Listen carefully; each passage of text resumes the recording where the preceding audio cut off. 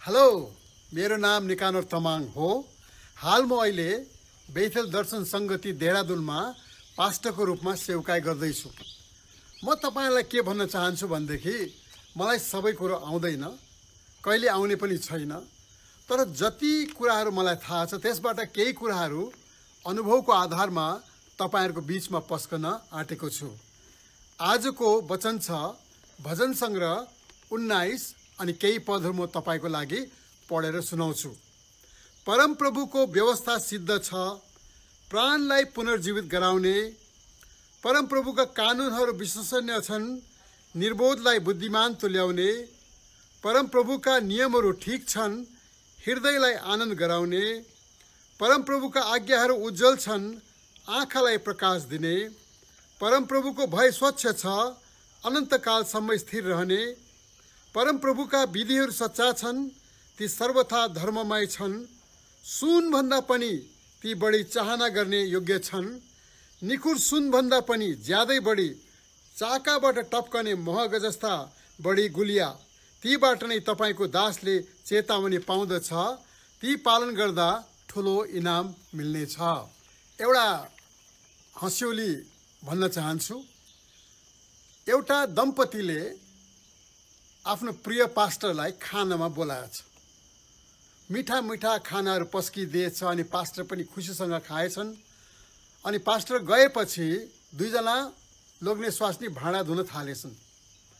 भाँडा धुँदा हुँदै उनीहरूले थाहा पाएछ कि उनीहरूको दामी चम्मचहरूमध्ये एउटा टीस्पुन सानो चम्मच चाहिँ गायब। अनि श्रीमतीले धुन धुन यताउता खोज्दाखेरि पनि भेटाएनन्। नभेटाउँदाखेरि श्रीमतीले के भनेछ भनेदेखि पक्कै पनि हाम्रो पास्टरले हाम्रो चम्मच चाहिँ चोरेर लगिदियो।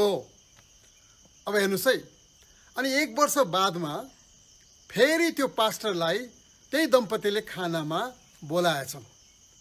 खाना फेरि दिएछन्, हरेक कुरा गरेछन्, तर त्यो स्त्रीको मनमा चाहिँ त्यो कुरा आइरहेको रहेछ कि मेरो चम्मच मेरो चम्मच मेरो चम्मच मेरो चम्मच। अनि थाम्नै नसकेर पास्टरज्यू एउटा कुरा भनौँ है भनिछन्। के हो भन्नुहोस् नि नानी भन्दाखेरि अस्तिको साल आउँदाखेरि म तपाईलाई भन्न चाहन्छु, के तपाईले हाम्रो घरको एउटा चम्मच चोरेर लानुभयो? पास्टरले भनेछ लगिन नानी, मैले त त्यो चम्मचलाई तिम्रो बाइबलभित्र नै राखिदिएको थिएँ। त्यति बेला त्यो परिवारले थाहा पाएछ कि पास्टरले हाम्रो चम्मच चोरेको होइन रहेछ, हाम्रो बाइबलमा राखिदिएको रहेछ। त्यति मात्र होइन, हामी 1 सालसम्म बाइबल घरमा हामीले राखेका छौँ, तर बाइबल हामी पढेका छैनौँ। त्यो भन्ने कुरो त्यहाँ देखियो। अनि आज म तपाईहरुलाई के भन्न चाहन्छु भनेदेखि हाम्रा धेरै विश्वासीहरू छन् जुनहरूले एकदमै राम्रो गरिकन विश्वास गर्छन्। विश्वासमा उनीहरूको कमी छैन, तर विश्वासमा बढोत्तरी छैन। अर्को कुरो हामी के देख्छौँ भनेदेखि उनीहरूले विश्वास त गरेका छन्, तर उनीहरूको सोच र विचार चाहिँ पुरानै भएका छन्। त्यसले गर्दाखेरि जब उनीहरूको जीवनमा कुनै फैसला उनीहरूले गर्नुपर्दछ त्यति बेला उनीहरूले पुरानै प्रकारले सोच गर्दछन्। तपाईलाई मैले भजन संग्रह 19 पढिदिएँ। अरू पनि धेरै धेरै ठाउँहरूमा परमेश्वरको वचनमा लेखिएको छ कि परमेश्वरको वचन हामीले पढ्नुपर्छ, परमेश्वरको वचन हामीले बुझ्नुपर्छ, परमेश्वरको वचनलाई हामीले मनन गर्नुपर्छ। अस्तिको हप्ता पनि मैले भनेको थिएँ। त्यति मात्र होइन, त्यो मनन गरिसकेपछि चाहिँ what is God trying to teach me practically, व्यावहारिक रूपमा परमेश्वरले मलाई के सिकाउँदै आउनुभएको छ त्यसको बारेमा हामीले सोच्नु पर्दछ। हामी जब जन्मन्छौँ नि, हामी एउटा क्लिन स्लेट जस्तो जन्मन्छौँ, एउटा खाली पन्ना, कोरा कागज भन्छ हिन्दीमा। जब हामी बढ्दै जान्छौँ हामीको सोच, हाम्रो समाजले, हाम्रो आमा बाबुले, हाम्रो साथीहरूले, हामीले देखेका कुराहरूले बदली हुँदै जान्छ। अनि आजको दुनियाँमा हामीहरूले नचाहँदै पनि हामीहरूको सोच बदली गरिदिनको लागि धेरै माध्यमहरू छन्। ती माध्यमहरूमध्ये सबभन्दा ठुलो माध्यम म के देख्दैछु भनेदेखि एडभर्टाइजमेन्ट, यानी विज्ञापन। कतिवटा विज्ञापन हामीहरू रात दिन सुन्छौँ। ती विज्ञापनले हामीलाई के भनेको छ कि जबसम्म तिमीले यो रङ घरमा लाउँदैनौ तबसम्म तिम्रो इज्जत छिमेकीमा हुँदैन। जबसम्म तिमीले राम्रो गाडी किन्दैनौ बजारमा तिम्रो कसैले मान गर्दैन। अनि यस्ता धेरै कुराहरू हैन। अलिअलि औरतहरू काली छ भनेदेखि यो लगाउनुहोस्, यो क्रिम लगाउनुहोस्, यो यो यो यो क्रिम लगाएपछि चाहिँ तपाईँ अलिकति गोरो देखिनुहुन्छ। अनि यहाँसम्म कि केही समय पहिला मैले देखेको थिएँ कि लोग्ने मान्छेहरूको लागि पनि क्रिमहरू थियो जसद्वारा चाहिँ हामी लगायो भनेदेखि हामी गोरो देखिन्छौँ भनेर। अनि सारा कुरोहरूले हाम्रो दिमागलाई रात दिन हाम्रो दिमागलाई परिवर्तन गरिरहेको छ। हामीहरूको दिमाग चाहिँ सुरुदेखि नै बचपनदेखि नै हामीहरू कस्ता हुन्छ भनेदेखि जुन कुरो हामीले सिक्छौँ, जुन कुरो हामीलाई सिकाइन्छन् ती कुराहरूले नै हाम्रो दिमागलाई परिवर्तन गरिरहेको हुन्छ। हामीलाई थाहा पनि हुँदैन। Involuntarily we subscribe to them and we surrender to them. हामीले चाहँदै पनि हामी ती कुराहरूलाई मानिलिन्छौँ अनि ती कुराहरूप्रति हाम्रो विश्वास लगातार भइरहेको हुन्छ। अब म तपाईँलाई भन्दछु, यदि तपाईँले प्रभु यीशु मसीहलाई पाउनु भएको छ र विश्वास गर्नुहुन्छ भनेदेखि तपाईँको वर्ल्ड भ्यू भनेको मतलब जुन प्रकारले तपाईँले संसारलाई हेर्नुहुन्छ, जुन प्रकारले तपाईँले संसारको मूल्याङ्कन गर्नुहुन्छ, जुन प्रकारले तपाईँले आफ्नो जीवनका कुराहरूलाई फैसला गर्नुहुन्छ त्यो कुरो चाहिँ बाइबलीय हुनुपर्दछ। यदि हामीहरू विश्वासमै जन्मेका हौँ, हाम्रा परिवार हाम्रा आमा बाबु नै विश्वासीहरू हुन् भनेदेखि उनीहरूलाई धेरै गाह्रो पर्दैन, कारण उनीहरू त्यसरी नै परवरिश भएका हुन्छन्।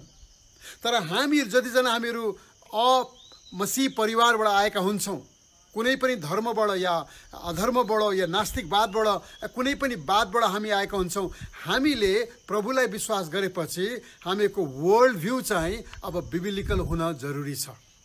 हाम्रो सोच र विचार र फैसला चाहिँ बाइबल अनुसार हुन एकदमै जरुरी छ। यसै कारण हामीले बाइबललाई पढ्नुपर्छ। अस्तिको पालि पनि मैले तपाईँलाई भनेको थिएँ, Bible is like a map, एउटा मानचित्र जस्तो हो। हामी कहाँ छौँ, हामी कहाँ जान चाहन्छौँ अनि हामी त्यहाँ कसरी पुग्ने।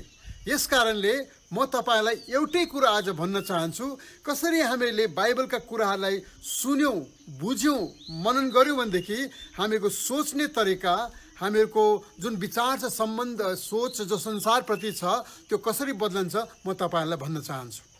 म तपाईँलाई आज खालि उत्पत्तिको पुस्तकको सुरुका कति कुराहरू भन्न चाहन्छु। उदाहरणको लागि हामीले उत्पत्तिको 1:1 के पढ्छौँ? In the beginning God created the heavens and the earth. सुरुमा परमेश्वरले आकाश र पृथ्वीको सृष्टि गर्नुभयो। पढ्दै जाँदा हुँदै तपाईँले के पढ्नुहुन्छ? परमेश्वरले आदमलाई आफ्नै रूपमा बनाउनु भयो। बनाएको मतलब सबसे पहला इंसान, सबभन्दा पहिलो व्यक्ति चाहिँ मान्छे जो बनियो त्यो चाहिँ परमेश्वरले आफ्नै रूपमा बनाउनु भयो। त्यो कुरो हामी बाइबलमा पढ्छौँ। त्यो कुरो सायद तपाईँले चर्चमा प्रचारकले प्रचार गरेको पनि सुन्नुहुन्छ होला। तर यसको मतलब के हो? कसरी हामीले यसलाई दैनिक जीवनमा यसलाई चलाउने, कसरी हाम्रो मन चाहिँ यो कुराहरू सुनेर, यो कुरो पढेर, मनन गरेर यसलाई हामीहरू उतार्ने आफ्नो जीवनमा, त्यसको बारेमा एक दुई कुरा भन्न चाहन्छु। उदाहरणको लागि we live in a created world. हामीहरू बनाइएका दुनियाँमा छौँ। अनि यो दुनियाँ कसले बनाएको छ? यो दुनियाँ जो हामी देख्छौँ, सागपात, पृथ्वी, सुन, चन्द्रमा, सूर्य, तारागण, जति पनि कुराहरू हामी देख्छौँ, यो चाहिँ त्यसै आएको होइन जसरी साइन्टिस्टले हामीलाई भन्दछ होइन। साइन्टिस्टले हामीलाई भन्दछ त्यो त्यसै आएको थियो, बिग एक्सप्लोजन भयो, यो थियो। तर हामी के भन्छौँ भनेदेखि परमेश्वरले आकाश र पृथ्वीलाई सृजनु भयो। यसको मतलब के भनेदेखि हामीले हाम्रो वातावरणको बारेमा सोच्नुपर्छ। हामीले हाम्रो संसारलाई प्रेम गर्नुपर्छ। यो संसार हाम्रो लागि चाहिँ माया होइन, यो संसारबाट उम्कने कोसिस गर्ने होइन। यो संसारमा बसेर यहाँ यसको वातावरणलाई, यसको जीव जन्तुलाई, यसको सारा कुराहरूलाई हामीले देखभाल गर्नुपर्छ। अनि यसलाई हामीले एक्सप्लोर पनि गर्नुपर्छ। हामीले खोज्न पनि पर्छ कि what is this world all about. यो रुखको पछाडि के छ होला, यो किराको मतलब के होला भन्ने कुरो हामीले साइन्टिफिक दिमागले पनि हामीले खोज्नुपर्छ। यदि हामी सोच्छौँ कि यो चाहिँ माया मात्र त्यसै छ भनेदेखि हामीहरूको दिमाग बन्द हुन्छ अनि हामीहरू केही सोच्न सक्दैनौँ। God wants you to explore the world, God wants you to love the world, God wants you to enjoy the world, God wants you to look after the world. हामी यो in the beginning God created the heavens and the earth भन्ने कुरो हामी त्यहाँबाट सिक्छौँ। अर्को कुरा हामी के सिक्छौँ थाहा छ? हामी के सिक्छौँ भनेदेखि यो संसारको मालिक, यो देख्ने कुराहरू र अदेख कुराहरू, त्यसको मालिक चाहिँ हाम्रा परमेश्वर हुनुहुन्छ, हाम्रा परमेश्वर हुनुहुन्छ। अनि यो दुईटा कुरोहरूले हामीहरू सिक्न सक्छौँ। हामीहरू जब परमेश्वरको वचनलाई सिक्छौँ, सुरुमा नै in the beginning God created the heavens and the earth. अब सुन्नुहोस् न, परमेश्वरले के भन्नुहुन्छ आफ्नो वचनमा? परमेश्वरले मान्छेलाई आफ्नै रूपमा बनाउनु भयो। पछि मान्छेलाई मात्र होइन, मर्दलाई मात्र होइन, परमेश्वरले औरतलाई पनि बनाउनु भयो। यसको मतलब के भयो त? यसको मतलब के भयो भनेदेखि परमेश्वरले चाहनुहुन्छ कि हामीहरू सबभन्दा पहिले कुरो यो जान्न सकौँ कि हु वी आर, हामी को हौँ। आजकलको दुनियाँ कस्तो दुनियाँ छ? हामी के हौँ, के हौँ चाहिँ हामीलाई पदले दिँदछ। यदि हाम्रो पद ठुलो छ भनेदेखि म त फल्ना फल्ना अफिसर, यदि हामी सानो पदका मान्छे छौँ भनेदेखि हामी त फल्ना फल्ना व्यक्ति होइन। तर परमेश्वरले मलाई बनाउनु भएको छ भनेदेखि चाहिँ मैले के बुझ्नुपर्छ भनेदेखि ममा आज पापमा म परे तापनि, पापमै म जन्मे तापनि परमेश्वरले आफ्नो छाप, आफ्नो इमेज, आफ्नो प्रतिमा ममा राख्नु भएको छ। त्यो ठुलो एउटा आन्दोलित विचार हो।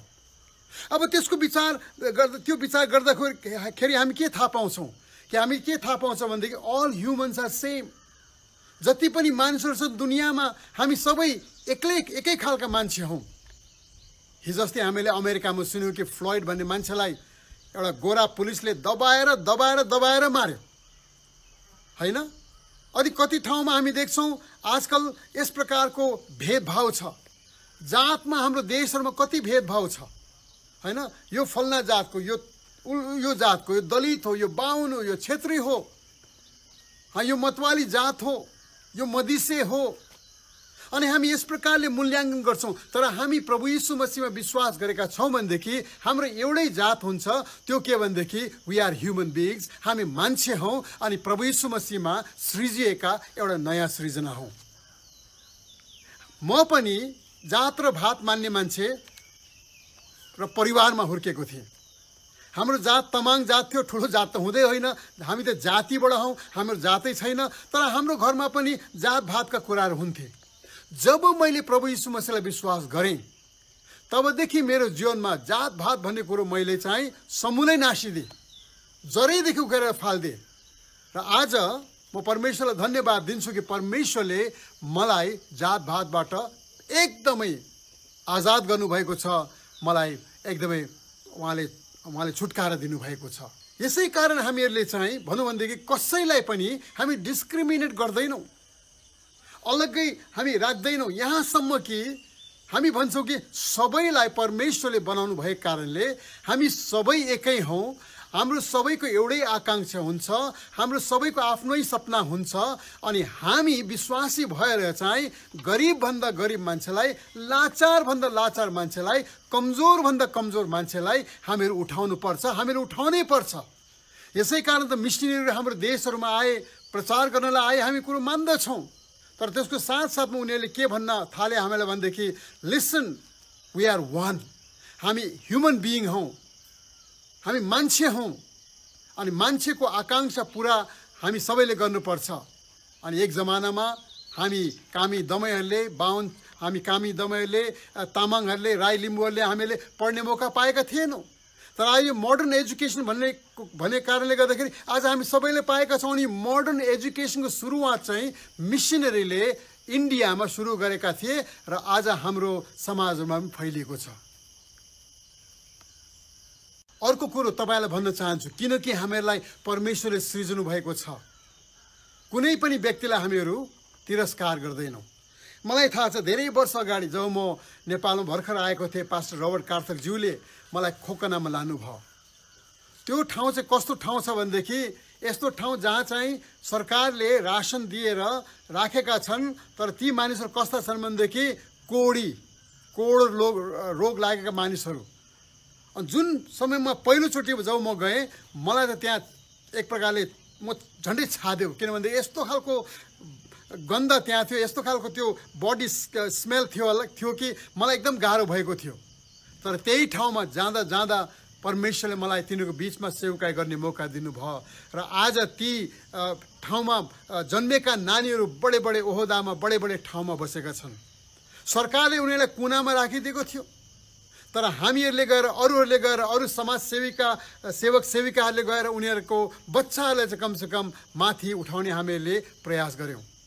हामी देख्छौँ नेपालमा ग्रिन पास्चर भन्ने एउटा हस्पिटल छ। त्यो हस्पिटल सुरु भएको थियो यही कोडीहरूको देखभाल गर्नको लागि।